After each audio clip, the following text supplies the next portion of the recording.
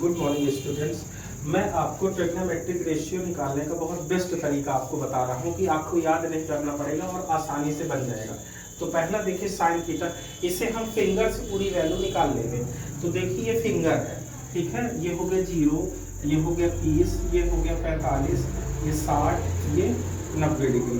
अब जैसे आप लोगों को याद करने में बड़ी कठिनाई होती है तो वो आपको बड़ी सरलता से यहाँ पे पता चल जाए। तो जैसे साइन थीटा का मान निकालना हमें, तो ये आप लिख लीजिएगा फिंगर बिलो अपॉन 2।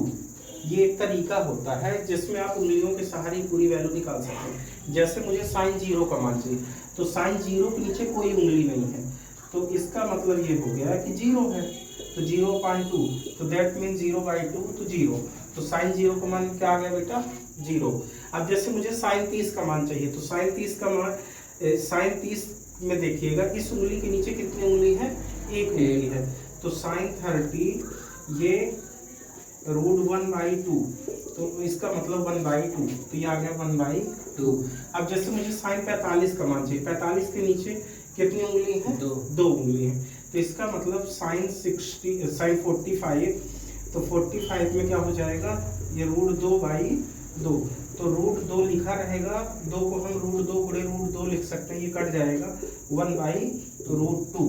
इसी तरह साइन 60 है, 60 के नीचे कितनी उंगली है? 1 2 3, तो हम देखिए इसमें लिख सकते हैं साइन 60 = √3/2।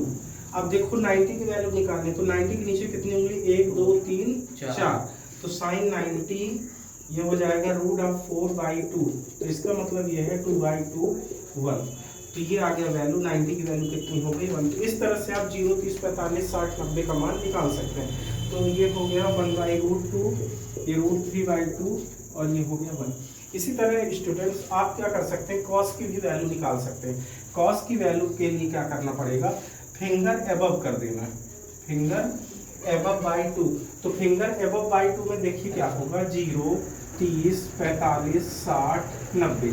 अब जैसे मुझे cos 0 का मान चाहिए, तो cos 0 के ऊपर कितनी उंगली है? 1 2 4, तो ये हो जाएगा √4/2, मतलब 2/2, तो 2 एकम 2, ये आ गया। इसी तरह मुझे cos 30 का मान यदि चाहिए, तो 30 के ऊपर कितनी उंगली है? 1 2 3, तो √3/2। cos 45 का मान चाहिए, तो 45 के ऊपर कितनी उंगली? 1 और 2, तो √2/2, तो √2 को हम √2 × √2 लिख सकते हैं, ये तो 1/√2।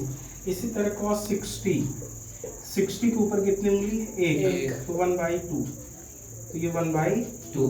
और cos 90 के ऊपर 1 भी नहीं है, तो 0/2, तो 0। तो इस तरह से आप cos का भी मान निकाल सकते हैं। तो क्या आया? cos 0 का मान 1, √3/2 1/√2, ये कितना आया? 1/2, और cos 0 यहाँ पे 1 है और यहाँ 0। तो इस तरह से ये पूरी वैल्यू आ गई। Thank you.